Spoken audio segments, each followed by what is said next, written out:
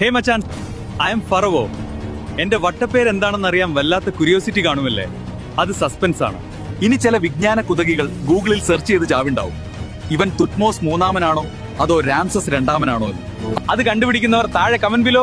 ഈജിപ്തിൽ പവറിലും പണത്തിലും പ്രതാപത്തിലും എന്നെ ഓവർടേക്ക് ചെയ്യാൻ ആരുമില്ലെന്നായിരുന്നു എന്റെ അഹങ്കാരം. പക്ഷേ എന്റെ ആ വലിയ ഈഗോ അടിച്ചങ്ങ് പരത്തിയ രണ്ട് കിടുക്കാച്ചി അണ്ടർ കവർ ലേഡീസ് ഉണ്ട്. ഷൈഫ്ര ആൻഡ് പൂവ. ജെൻസി, പിള്ളേർക്ക് ഈ പേര് കേട്ടിട്ടൊന്നും പിടികിട്ടിക്കാണില്ലേ? പണ്ട് കാലത്ത് പ്രസവ ശുശ്രൂഷയൊക്കെ നടത്തിയിരുന്ന മിഡ്വൈഫുകൾ അല്ലെങ്കിൽ സൂതികർമ്മിണികളായിരുന്ന ഈ ചേച്ചിമാർ. ഇസ്രായേൽ ജനത്തിന്റെ പോപ്പുലേഷൻ അങ്ങ് കുത്തനെ കൂടി. സത്യത്തിൽ ഞാനൊന്ന് പേടിച്ചു. ഈജിപ്തിൽ നിന്ന് മിക്കതും ഔട്ടാകുമെന്ന് ഞാൻ ഉറപ്പിച്ചു.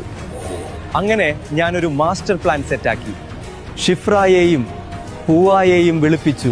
ഞാൻ കൽപ്പിച്ചു, ഇനി ഇസ്രായേൽ സ്ത്രീകൾക്ക് ആൺകുഞ്ഞുങ്ങൾ ജനിക്കുമ്പോൾ അവരെ അപ്പോൾ തന്നെ ഫിനിഷ് ചെയ്തേക്കണം. പെൺകുട്ടികളാണെങ്കിൽ മാത്രം വിട്ടാൽ മതി. എങ്ങനെയുണ്ട് എന്റെ മാസ്റ്റർ പ്ലാൻ? സംഗതി ചക്രവർത്തിയായ എന്റെ ഓർഡർ ആണെന്നും അനുസരിച്ചില്ലെങ്കിൽ തല തോട്ടിൽ കിടക്കുമെന്നും അറിയാമായിരുന്നിട്ടും. ഷിഫ്രയ്ക്കും പൂവയ്ക്കും ദൈവത്തോടായിരുന്നു സ്നേഹം. എനിക്കിട്ടത് അവരൊരു പുല്ലുവില.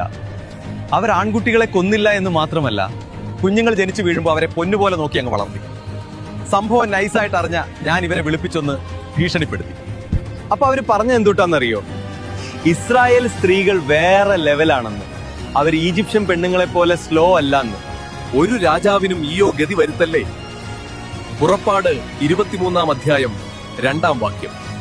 ഭൂരിപക്ഷത്തോട് ചേർന്ന് തിന്മ ചെയ്യരുത്. ഭൂരിപക്ഷത്തോട് ചേർന്ന് നീതിക്കെതിരായി കോടതിയിൽ സാക്ഷ്യം നിൽക്കരുത്.